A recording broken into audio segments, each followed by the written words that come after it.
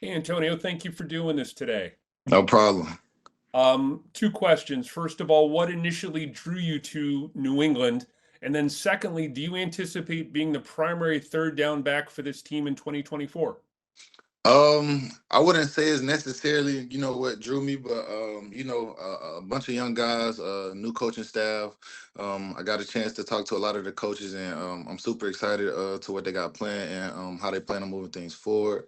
But me and my agent talked it over, had a lot of good talk, and we felt like this was the best place for me. And they showed love, they reciprocated it, and I'm just ready to get things going. Also, I'm not going, stick myself to just a third down back. I want to compete just the same as everybody else. And, I feel like that's only going to make the running back room better. Like I said, I'm not here to step on anybody's toes, but, it's the end of the day, we have to compete. And I'm not just here to, to take the back seat. So, I feel like we can do a lot of great things together. Me in the running back room, just adding on. So, I'll just leave that there. But I'm looking forward to having a great year with these guys.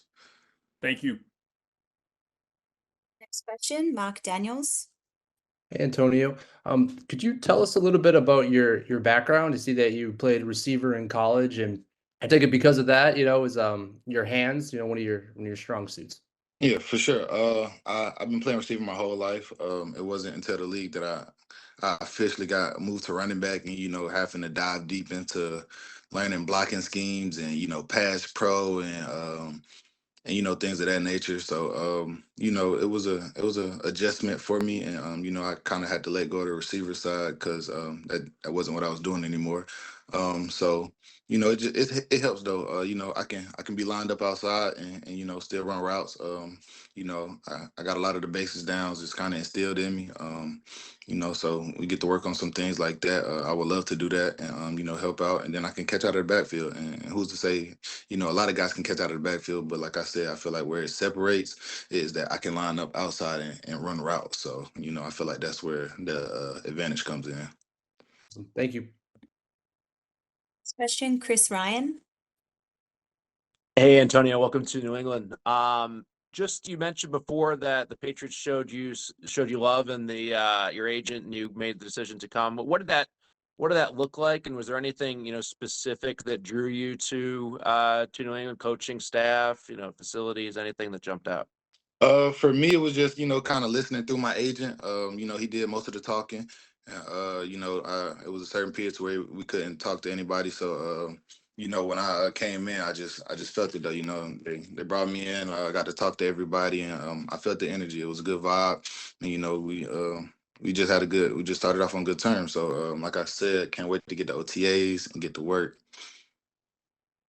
And how would you describe yourself, as a running back? 'Cause you mentioned you made the transition. What do you see as being your main skill set as a running back? Just the guys who's able to make plays. I can run the ball. I can catch the ball. You can line me up outside. I can block too. So whatever you need, I can get done. I can pass pro. So whatever you need from me, I can get it done. Thank you.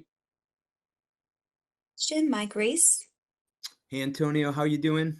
Good. How you doing? I'm doing great, thank you. I was reading up on you, and it sounds like you've had family members at all your sporting events going way back. Is that Yeah. is that true? And who are these people that have been supporting you, all your life? Uh, just family and friends. I feel like I always had a good support system. I feel like you can't go too far without a good support system. And my mom and sister are there regardless. When I was in Georgia, and I had a lot of friends who always came to my games. And then when I moved out to Memphis, mom and sister, of course, was there. I had people, support from all over, come from Maryland, Georgia.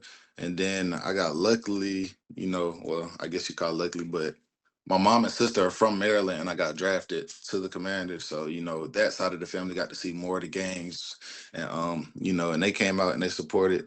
They were already fans of the team. So it just made it even more easier for them to come and support. So, I appreciate them and everybody, who got me as far as I am today. It sort of leads me to my next question. It sounds like you have a pretty close relationship with your sister, and that maybe, through the work you put in your career, maybe have the ability to maybe help her chase her dreams. Does that sound right? With piecing that together, like with your sister? Definitely. life is life. Life is life. I guess the saying is, life be lifing, but it's still struggles here and there. But just trying to. That's like one of my main goals. Just trying to, put everybody in a place to where they can be successful, or they can, get a fresh start and things like that. So I definitely, mom and sister, whatever they need, they can get it. And we're just working, to better our futures for sure. Yeah, I don't want to monopolize, ask too many questions, but is there anything with this contract being a big, that's probably the big contract, anything on your mind that you want to do to help them? Not yet. It's not too much that I haven't done already. So just taking it step by step. Taking the knowledge and learning, how to do things properly and the right way to go about things. So I'm bettering myself before I make any major moves. Question, Dan Roach.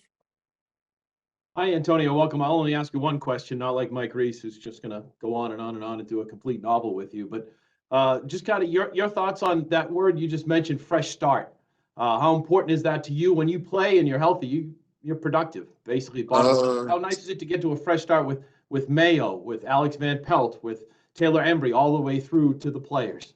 Man, super exciting. I feel like, much respect to Washington. They gave me my opportunity, and I'm forever thankful. But I feel like a fresh start was needed. Things kind of went a little south for me, like my back end 2 years, and I felt like I was still able to play.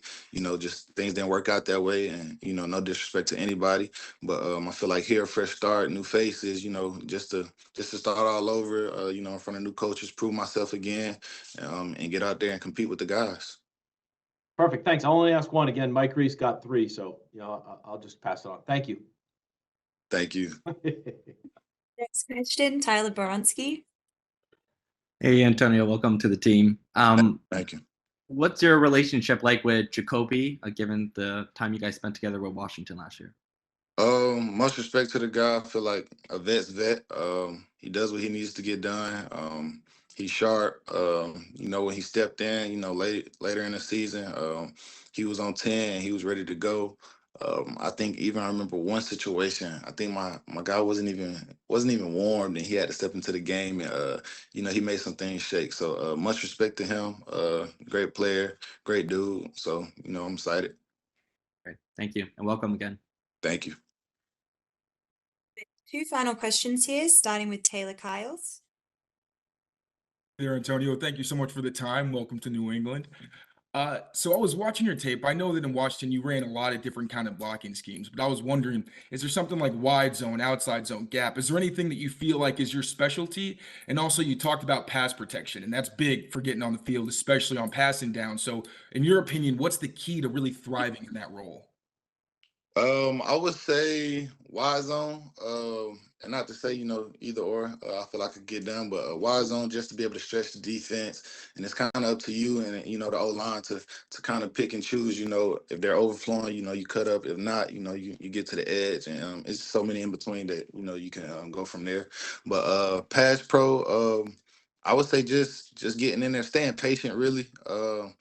Some guys get a little fidgety, even me included. I used to. So, just being fidgety, and once they make a move, you like react too quick. You just got to be patient, get in there, be strong, and hold your ground. It's really not much to it. And then the more and the quicker you're able to scan the defense, I feel like that's when you get more confident, you get more comfortable, also as well, and you're not just trying to think on the fly of what's gonna happen. You kind of already know, you see it, and you be able to relax and get your thoughts together before the play even happens.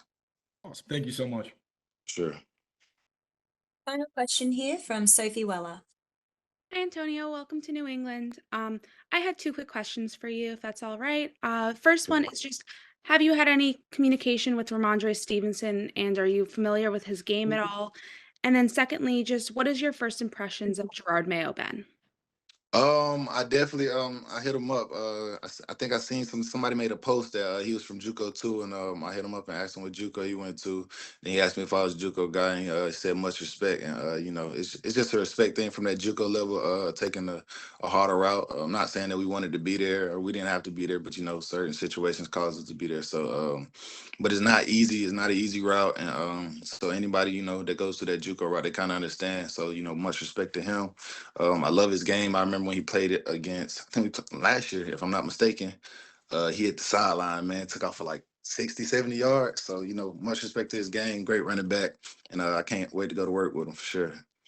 And coach, sat down with him. And, we had good conversation. Definitely a different vibe from a head coach, just from the one day I met him.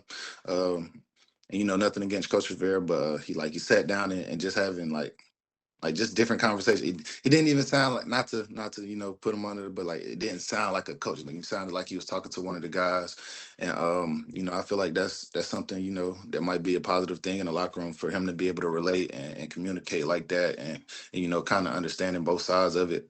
And also, man, he showed my daughter a hell of a time. Brought him to the office and just treated her with love, and I appreciate that for sure, especially the first time meeting him. All right. Thank you very much, Antonio. We appreciate you joining us here today. And thank you to all the media who also joined the call. Thank y'all so much.